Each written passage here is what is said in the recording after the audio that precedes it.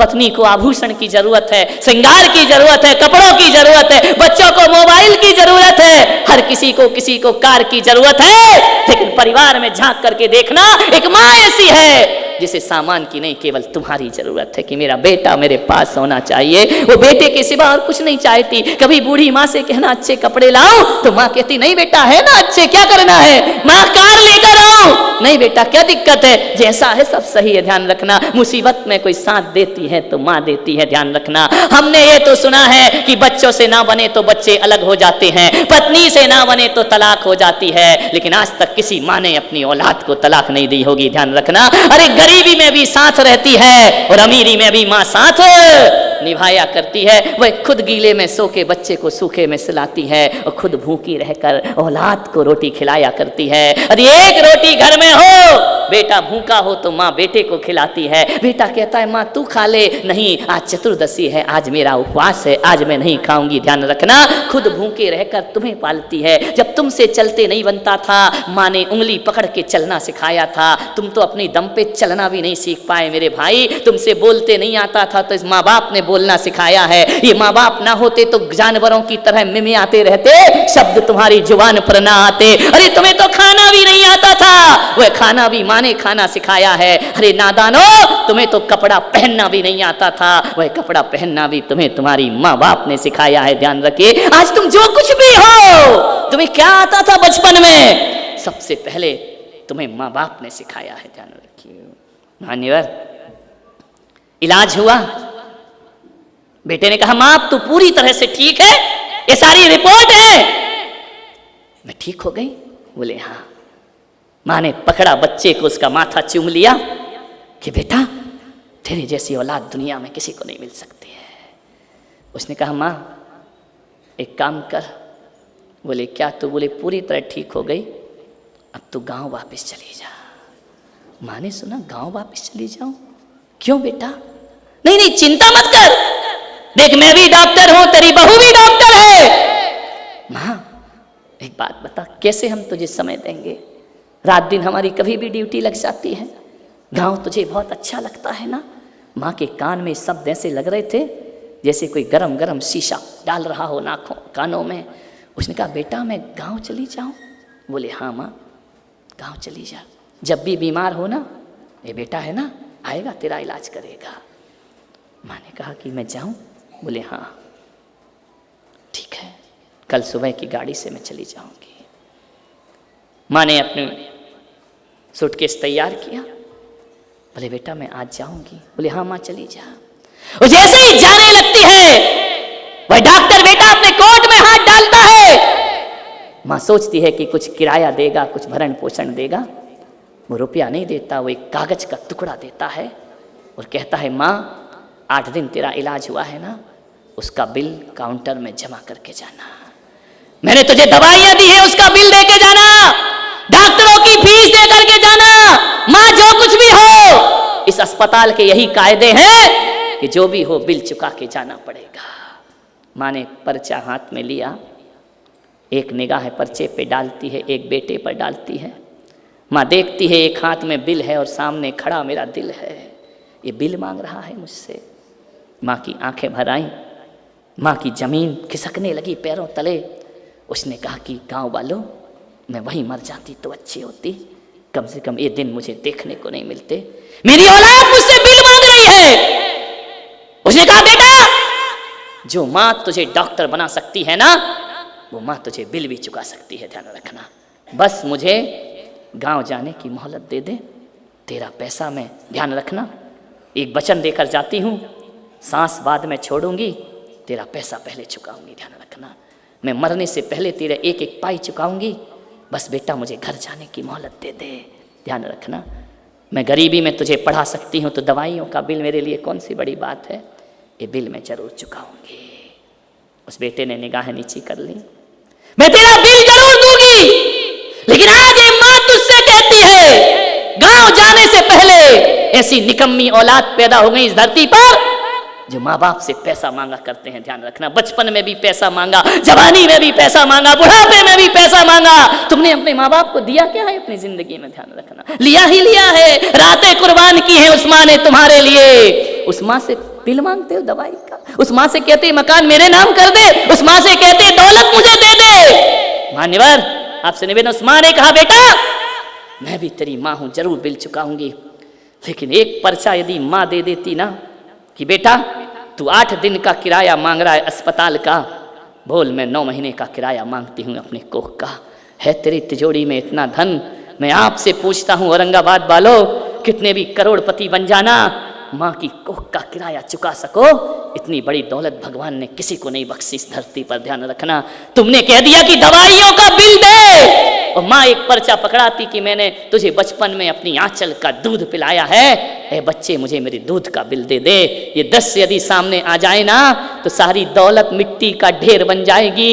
बाजार में गाय का दूध मिलेगा, बकरी का मिलेगा, भैंस का मिलेगा, बाजार में माँ का दूध नहीं मिला करता है। ध्यान रखिए। उस दूध का किराया तुम्हारे पास है। तुम्हारी माँ कह दे कि बोल मैंने तेरे लिए रातें जाग जाग कर काटी हैं, उसका पैसा चाहिए मुझे। और माँ कह दे कि मैंने तेरे गंदे कपड़े धोए हैं, उसका बिल चाहिए मुझे। तो बोलो यहाँ इस बैठी भरी सभा में और यूट्यूब से सुन रहे लाखों लोग, मैं प्रश्न करना चाहता हूँ, क्या तुम्हारी तिजोरी में इतना धन है माँ की रातों के पैसा चुका सको? है?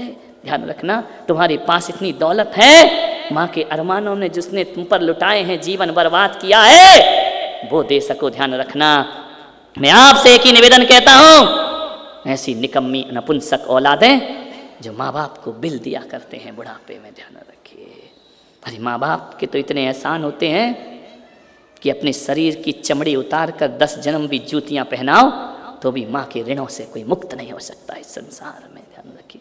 माँ को जवाब देते हो, जिसने तुम्हें बोलना सिखाया उसे चुप कहते हो, तुम्हें शर्म नहीं आती है? ध्यान रखना। कैसे तुम माँ बाप से प्यार करते हो? एक बूढ़ा बाप यदि एक चीज को 2 बार पूछ ले तो बेटे को गुस्सा आता है। तुम्हें याद है वो दिन जब बचपन में एक चिड़िया आती थी तुम्हारे घर में?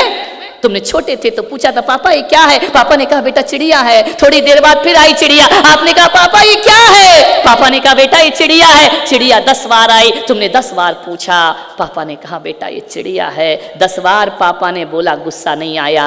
लेकिन आज बुढ़ापे में बाप एक बात को 2 बार पूछ ले, बेटे को गुस्सा क्यों आ जाता है? बेटा क्यों कहता है? तुमको एक बार का समझ नहीं आता क्या? बार बार वही बात बोलना पड़ती है पापा, तुम्हें एक बार का समझ नहीं आता? यदि बचपन में बाप ने कह दिया होता तुझे एक बार का समझ नहीं आता, आज किस पर अकड़ते हो तुम? ये माँ बाप यदि तुम्हें पालते नहीं ना, जन्म दे के किसी कचड़े घर में फेंक आते तो किस पर अकड़ते तुम? ध्यान रखिए। माँ बाप के दम पर अकड़ रहे हो ना तुम। मान्यवर, मेरा आपसे निवेदन है, लाखों रुपए कमाना बहुत आसान है, एक बच्चे को पालना बहुत कठिन काम हुआ करता है। ध्यान रखना।